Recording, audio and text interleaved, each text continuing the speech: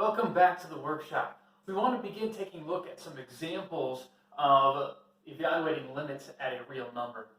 For the most part, we're pretty familiar with how to do this from Calculus 1 techniques. But here in advanced calculus or real analysis, we want to be able to evaluate these limits and prove our conclusion using the definitions that we've learned. So if you haven't already viewed the video on the definitions for limits at a real number, you want to return to that video and preview that. All right, so for this limit,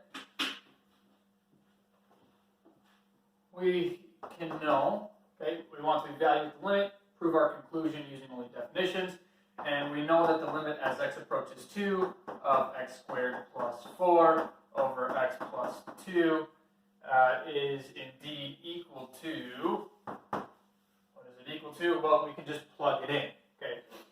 So we have 2 squared plus 4 is 8. 2 plus 2 is 4, so the limit value is just 2. Now, we're going to do two steps here. So we're going to do some scratch work before we write our proof. So the scratch work is for the proof. Now, if you are submitting an assignment for me, if you want to include the scratch work, that's fantastic. That will help. Make sure you designate it as scratch work. So scratch work, we want to show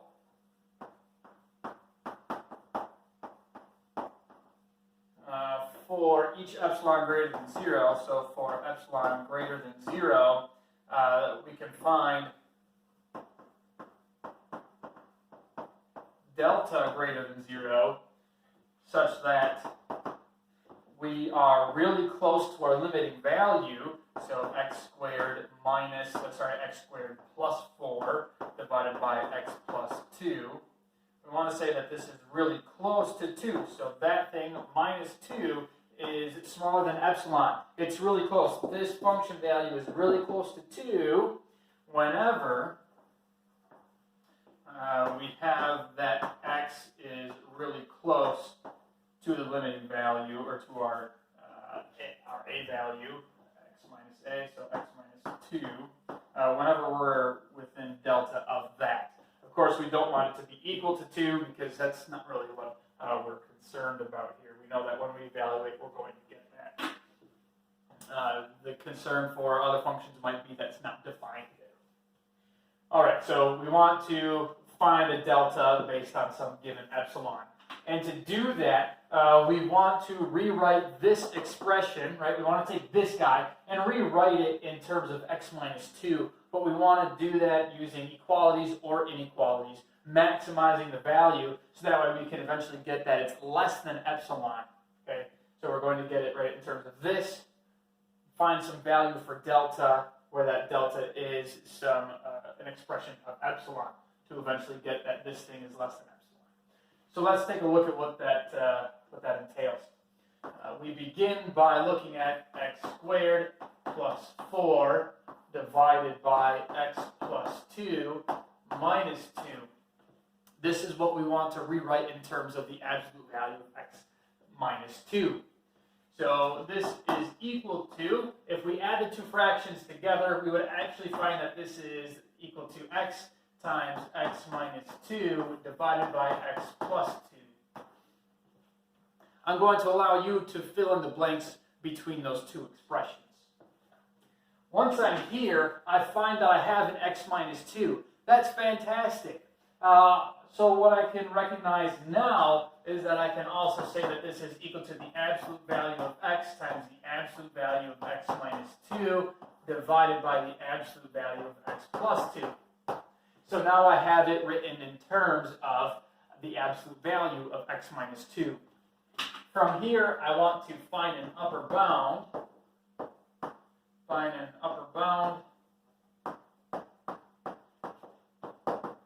For the absolute value of x, and a lower bound for the value of x plus 2. When I find an upper bound for the absolute value of x, I can maximize this fraction value by increasing the numerator. And finding a lower bound for the absolute value of x plus 2 allows me to decrease the numerator, maximizing the overall value of the fraction. So if I were to choose, let's see here, if I were to choose, or simply say 4 delta equal to 1/2, for example, then we would have that our x values, right, 1/2 below 2 and 1/2 above 2 would give us 4/2 minus 1/2 is 3/2, and 4/2 plus 1/2 gives us 5/2. And because these values are already positive, the absolute values don't change anything, so the absolute value of x is still between 3/2 and 5/2. So we have the absolute value of x is between 3/2 and 5/2. And we also have, if we wanted to look at the absolute value of x plus 2, if we add 2 to each of these, everything stays positive. There's nothing weird going on, so we can simply add 2 to each of them. That is, add 4/2.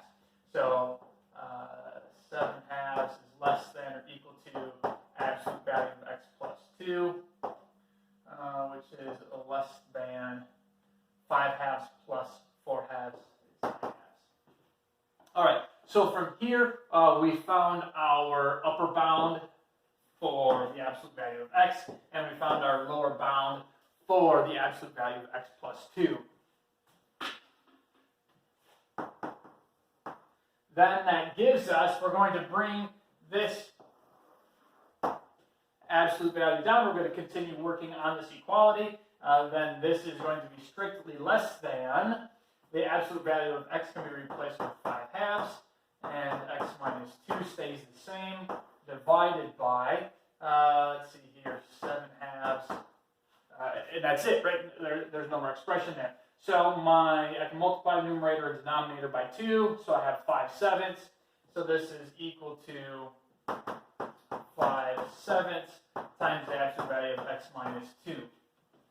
And from here, we have x minus 2. This is less than or equal to delta. So we want that 5/7 of x minus 2 is less than 5/7 times delta, right? Because x minus 2 is less than delta.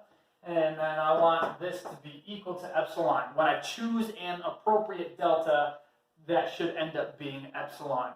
So let's solve exactly this equation right here.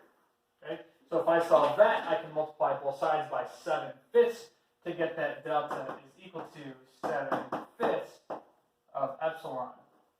Again, delta is equal to 7/5 of epsilon. That would get us that this quantity is less than epsilon. All right? So as long as I choose delta less than 1/2 or delta less than 7/5 of epsilon, then I will have this inequality and that inequality, getting me that this thing is strictly less than epsilon. So this is that's been my scratch work. I want to end scratch work. End scratch work. Of course, if you're not submitting your scratch work, you don't need to make that note. But if you are submitting your scratch work, that's absolutely fine. That's excellent. Helps me see what's going on. But if you want to include that, that's great. If you don't want to, that's fine as well. I'm going to erase this so we can write our actual proof. So I'm going to get rid of our scratch work. And we want to write our proof.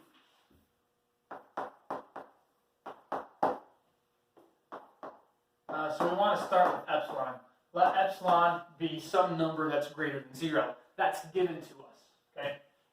We want our proof to be arbitrary. We want it to be for any epsilon. So we let epsilon be some number greater than 0. And we want to choose, now here we get to actually choose our delta.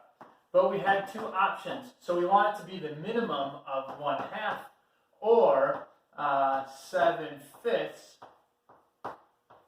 of epsilon. Right? We have two options. we had two inequalities that we needed to ensure occurred. So let epsilon be greater than 0. Choose delta to be the minimum of those. Then for x minus 2 smaller than delta, that is x value is within delta of 2, we have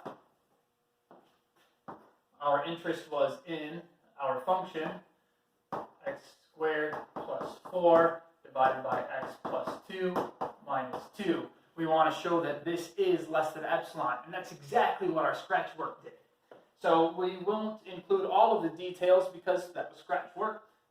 We'll just write our inequalities and justifications. So this is equal to the absolute value of x times x minus 2 divided by x plus 2.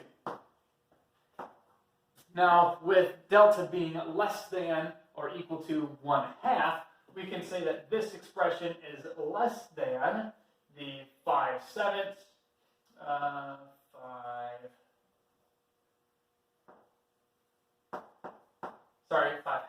5/2 times the absolute value of x minus 2 over 7/2.